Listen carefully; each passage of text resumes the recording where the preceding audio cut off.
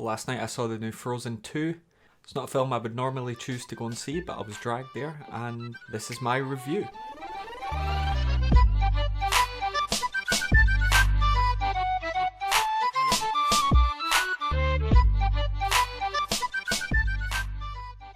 Okay, so this video is going to be split into two sections. One, spoiler free. Second, spoilers. So if you don't want to know any spoilers, it'll be clear when I'm moving into spoiler territory. Until then, you'll be able to watch, you won't have anything spoiled, apart from extremely vague things that you should expect in the film anyway. But we'll just dive right in. Spoiler free section, here we go. So I actually enjoyed this film a lot more than I enjoyed the first one. I didn't like the first one. I felt like it was the worst of the Disney films that came out around that time. I thought Tangled was miles better, and I thought Moana was the standout of, if you're going to class those three as the three from around that time, I would say Moana was top, and then Tangled was second, and then Frozen. Going into Frozen 2, I didn't have many expectations apart from that the characters that existed at the end of the film would return and be in it. But I saw some trailers and I thought, oh, that seems a bit more, action based rather than, sisters love each other and all that jazz that they concentrated on a lot with the previous film. There was obviously songs in this one. They were trying to recapture the love for Frozen 1 with following on, keeping the same general feel to their songs, and I think they did a pretty good job. I don't think there was as standout a song as Let It Go, and I don't feel that the songs in this film were as memorable. But I actually personally enjoyed the songs in this film more than the likes of Let It Go. The returning characters were all very consistent with what we saw before. The new characters I felt were really enjoyable. I won't say who in order to avoid spoilers. I'll go into that more in a bit, but at the moment I'm just going to say quite vaguely the new characters were pretty enjoyable and the returning characters were all pretty consistent. If you liked the characters from the previous film, you're gonna like them in this. If you didn't like them, they've not changed enough to change your mind. So if, like me, you hate Olaf, then you're still gonna have to put up with him. Like there's no way around it. You're still not gonna enjoy his character. Doesn't change.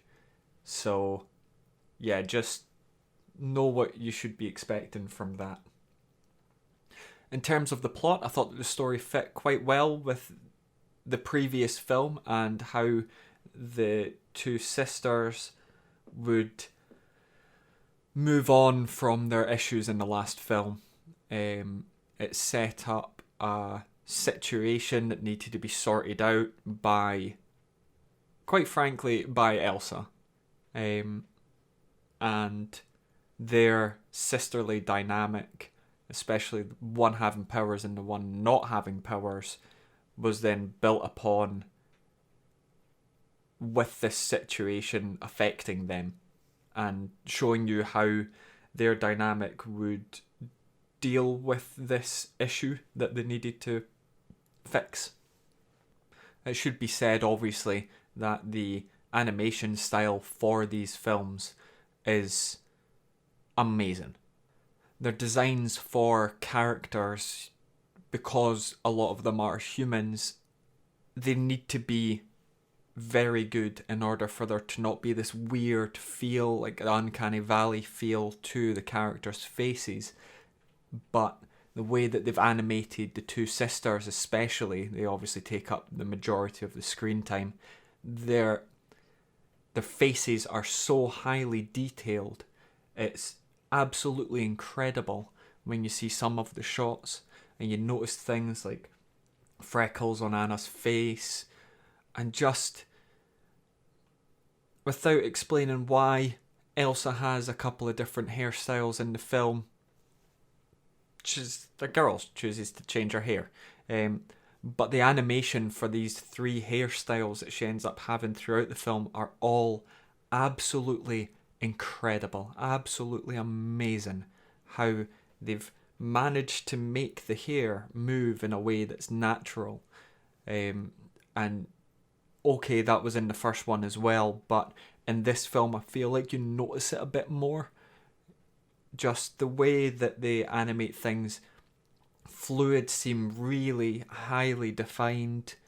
There's a bit in the trailer that you see large waves and the water looks lifelike.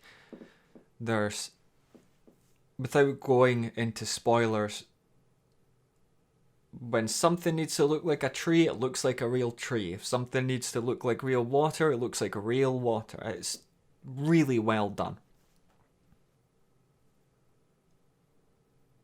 The humour in this film actually ranges from very childish to actually pretty mature, which is kind of standard for a Disney film these days. They like to put jokes in for the adults that are obviously going to be there with their kids so that they're not bored. And the range is, I don't think it's handled particularly well, and it's going to be difficult to describe without going into specific examples, but I have seen many Disney films where they handle the adult jokes,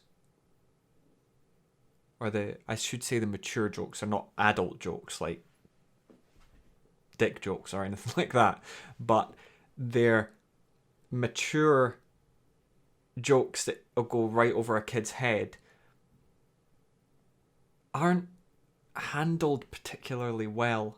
And as I say, I'll go into specific examples in a bit when we're into spoiler territory. If you enjoyed Frozen 1, you are very likely to enjoy Frozen 2. If you have kids that love the princesses, they love Olaf, and they love Sven, then they are almost certainly going to love this film as well. If you didn't like this film, it might...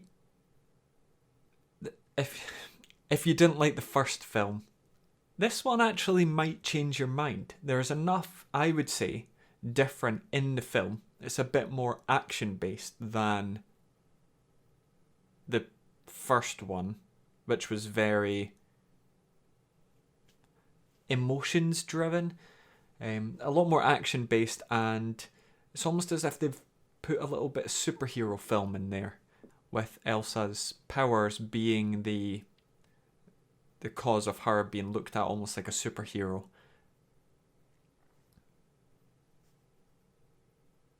But if you are an adult going to see this film, you will see from miles away what is going to happen in the film. Really, it's extremely predictable. But overall, I would say it's a reasonably good time. If you have kids, they're going to love it. It's going to be a surefire hit with them, and you might quite enjoy the music as well and end up listening to it. I know I'm probably going to listen to a couple of the songs again. I'm going to give this a positive rating overall, which surprised me. I thought it was going to be dog shit. But now I'm going to go into spoilers, so if you do not want to see spoilers or do not want to hear spoilers about this film before you go and see it, stop now, see the film, and then make sure you come back. Right, okay, so if you haven't tuned out now and you don't want to hear spoilers, you know, you've had your chance. It's not my problem. That sounds like a you problem. So, yeah, when it comes down to it, positive thoughts on film, but God, I wish Olaf was not in the Frozen franchise. I bloody hate that character. Don't like Josh Gad. His voice is one of the voices that I hear that just instantly annoys me, along with James Corden. But James Corden's not in this, so fine. Talking about the humour earlier, a lot of the jokes that they try and make with Olaf, to me, fall flat. And I'm not sure if it's just because I hate Olaf, but I actually found myself laughing at a couple of jokes that happen early on in the film where Olaf isn't actually talking. It's just a visual joke. For example, there's a part where they're on a sled and he won't shut up, and they tell him to shut up. Now, I can imagine that would be hilarious for kids, because kids being annoying and everyone tells him to shut up and stuff like that. It just annoyed me. But then he falls asleep, and then the next scene is when they need to wake up, and they wake him up, and then there's a great visual joke of them all walking away from the sled, and he's woken up, but he's got his eyes closed and he's got his head forward like that. He's walking because he's tired, and it's in the background, and it's probably one of the best laugh-related jokes in the whole film. His song is obviously supposed to be played for laughs, and it's not got anywhere near the comedic content of his previous song in the last film, Summer. That one actually was a really good joke, because he would be naive enough to not know what Summer would do to him as a snowman. And it's great. But his song in this film it's boring. It's just him saying, it's this meme. So, like, it's a whole song. It's not good. On top of that, they have a joke that's not Olaf. Moving on. They have a song by, oh God, what's his name? Christian, Anna's love interest. And he's spending the whole film trying to figure out a way to propose to Anna. Fantastic. Nice story, nice arc. Handled weirdly, but I'll get to that.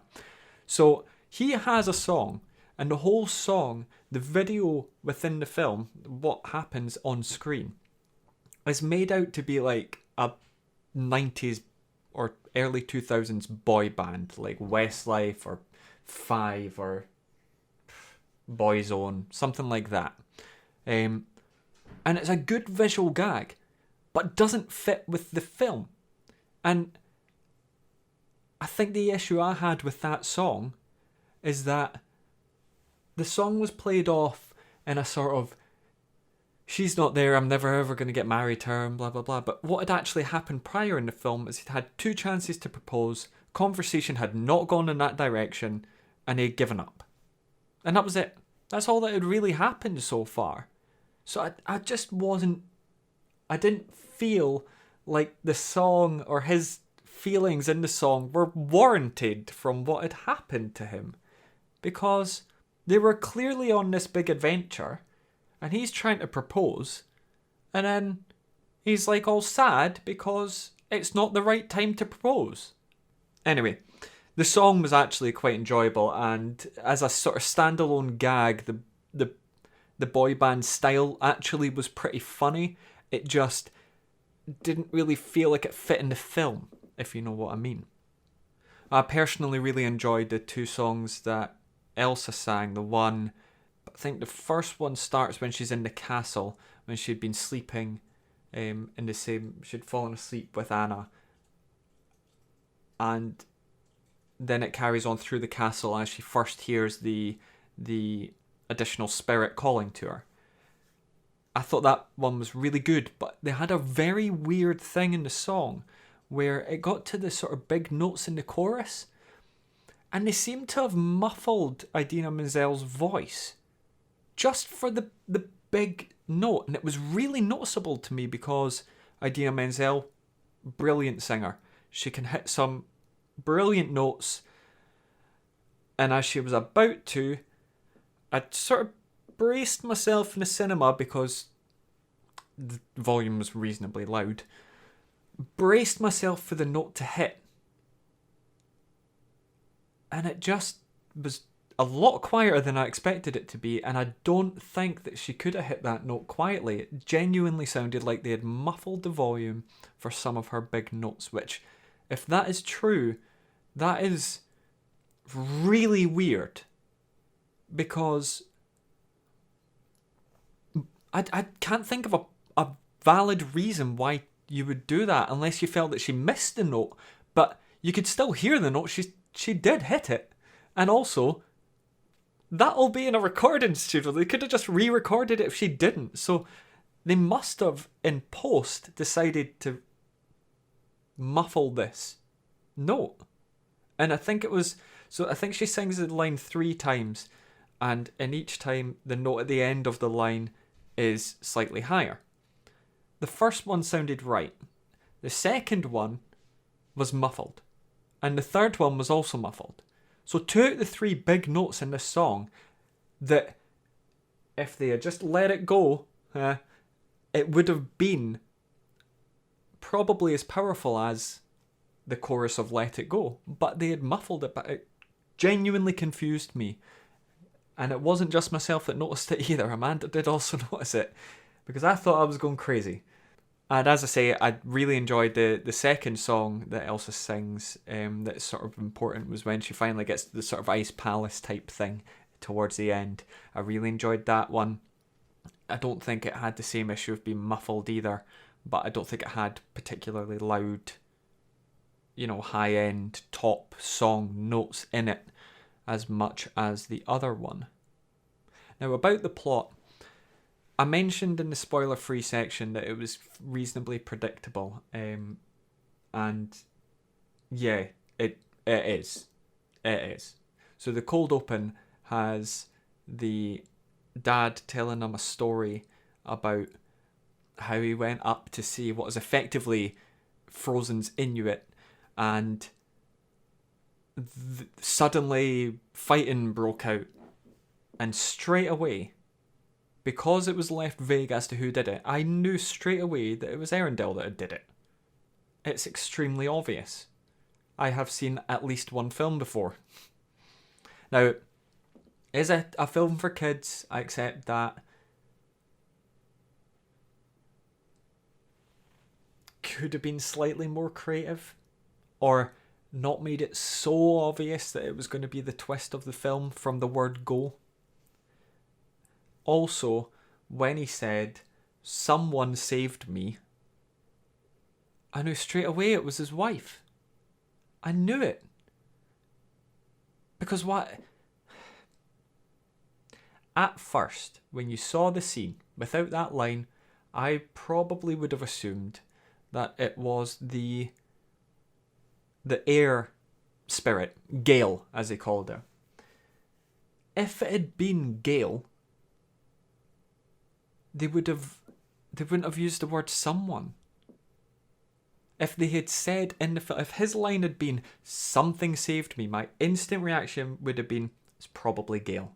Until later on, they could have had the twist. It was his wife, the princess's mother, and that would have been the twist handled just a little bit better for adults. Kids wouldn't have noticed the difference, but the adults would have had a bit more attention to pay.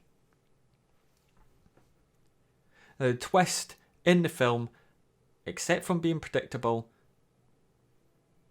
kind of fits in pretty well with the story that they were trying to tell about ensuring that their relationship allows them to properly manage Arendelle, and you find out that there's this other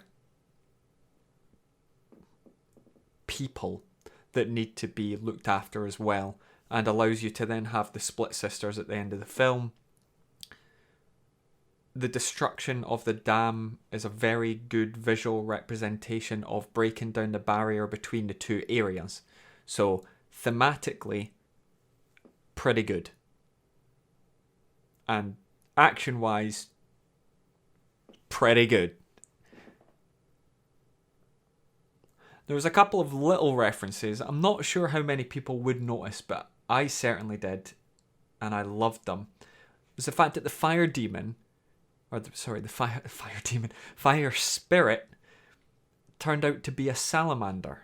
Or what I think they're trying to show is that it's a salamander, which is hella cute, by the way. That's going to be a pot final I buy if they do one. And And the water spirit is a horse, i.e. a sea horse. So you've got a salamander as the fire spirit, and you've got a seahorse as a water spirit. Love it. Love it. And Gale's obviously a funny name. Now that's a joke that they gave to Olaf. Funny joke. Nailed it. And it would make sense from the sort of naivety that he has for life that he would come up with a name like Gale. The rock spirit, the air spirits were weird, and they really didn't play much of a part in the story apart from being almost like a side villain that you had to be careful of. And then obviously towards the end they were the ones that actually knocked down the dam, which is a clever way to tie them in without giving them a character. Completely fine with that. I did like the way they ended the story with the two sisters going their separate ways. It gives Anna a bit more, I don't know, reason to exist. I never felt that she actually did much in the first film apart from go get Elsa. There was a couple of complaints I had about the film. I've already mentioned some of the humour that they had Olaf carry out. I didn't feel was really... to me, it didn't fit with the film that we were watching. But I also had a couple of points where I felt like the scenes were quite empty. For example, the two that stand out to me the most are... So the scene where she's trying to cross the Dark Sea, and they've clearly animated the horse fantastically. They've animated the water fantastically. And it's an action scene with Elsa using her powers to try and get somewhere on the sea. However, the sky was just empty. I can't remember there actually being a background for the sky. For example, stars.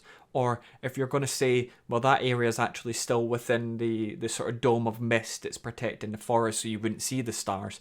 Well, surely we'd see the mist. But to me, it just felt like, it's, at least as much as I can remember, it was just the water and then a black background, almost as if they had animated the bottom half of the scene and just left the top. And the same thing happened in the sort of palace at the end, and this is the second example, is when she got into the palace, or the cave, or whatever you want to call it, the last place where she found out that she was a fifth spirit, there wasn't much going on around her. She sort of comes through an icy tunnel and then into a very open area that just seemed to be black. It just seemed to be just dark. And then there was a couple of things that happened that you could see. For example, she created the 4 big ice things and they went on the ground and then she stood in the middle. But surrounding her just seemed to be darkness. And I feel like they missed a really good opportunity to design a fantastic looking space for that, in the same way that they clearly designed a fantastic looking palace for her to create for Frozen 1 during the Let It Go song, which was then entered by Anna, and you got to see the whole area again from somebody else's point of view. They had plenty of opportunity to replicate that kind of thing in this area towards the end, and it would have seemed more magical, I feel, if there was more to the area, but it just felt like a infinitely large cave, which at that point, like, we've seen caves before that are well designed in these sort of films, i.e. you look at Aladdin's Cave of Wonders and it surrounded by stuff. Obviously in there it's gold and it's supposed to be an area that there's a cave of the cave's filled with these wonders that people would want to try and take, and that is the problem, and you need to just go straight for the lamp. But the area towards the end is supposed to be a very magical area, and Elsa finds effectively nothing there. And that is a bit that confuses me so much. It just felt like a missed opportunity, or as if the film wasn't ready to be released, but they wanted it for a Christmas release because it's winter Frozen, you know, all of that. But yeah, it seemed really weird as a decision to do that. But I think overall, I would say that this film is an improvement on the previous one. Personally, I would say it falls short in the music. I would say that the characters are more fleshed out. They don't just have one target to do. For example, you find out a bit more about the relationship between Kristoff and Sven, and how they communicate and how they get on and stuff like that. You also find out a bit more about why Anna is always trying to be beside Elsa, because she feels that she can help her, but also she wants to look after her because Elsa's mentally unstable. The continuation of the characters was very good from the first film. I would also say that I think the new characters, especially the knights that were introduced from Arendelle's past that were trapped in the forest, I like the main guy's charisma and the sort of small story arc that they had for him. I felt like he was definitely a good way to have Anna talk about her issue without having to talk to Kristoff or Olaf, who can't provide any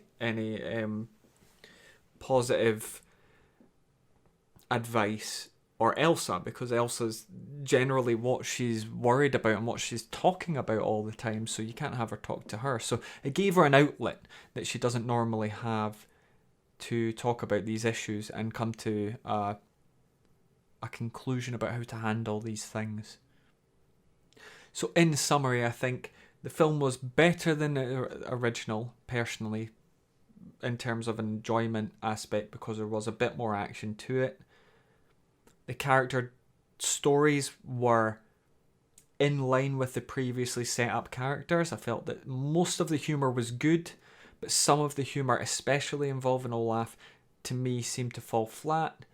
I felt that the songs were great, but none of them were quite as catchy as Let It Go, and hence I feel like the music will probably be forgotten pretty quickly in comparison to some of the other films that Disney have released in recent years. Possibly in the same vein that, in the same way that people remember Tangled's music, and that they don't really remember Tangled's music. They remember the set pieces. For example, you'll remember the song with the floating lampshade things that fly up. Like, that's a romantic song. And then there's a song in a sort of villain's pub where I have a dream, or I had a dream, or whatever it was. You remember the sort of situations rather than the song itself. And I feel like that's going to be what these songs from Frozen 2 are going to be remembered like as well. But as I say, if you're dragged to go see this film by, you know, your own kids, or if your girlfriend makes you go see it, or your wife, your nieces, nephews, whatever, if you're dragged to see this film, it all depends on whether you liked Frozen before. If you liked Frozen before and you loved the characters, you're going to love this. If you didn't, you might change your mind, but probably not. So that's my review for Frozen 2. As I say, I liked it, but I want to know what you guys think. Did you like the film? Did you feel that it was a good successor to the original film? Let me know down below. If you liked this video and you want to see more reviews like this, hit the like button, hit the subscribe button as well, so that you can see when the new ones are done. And if you really want to know, hit the bell button, because then that'll let you know via email that I've uploaded a new video. But that's all from me. I'll see you next time. Thanks.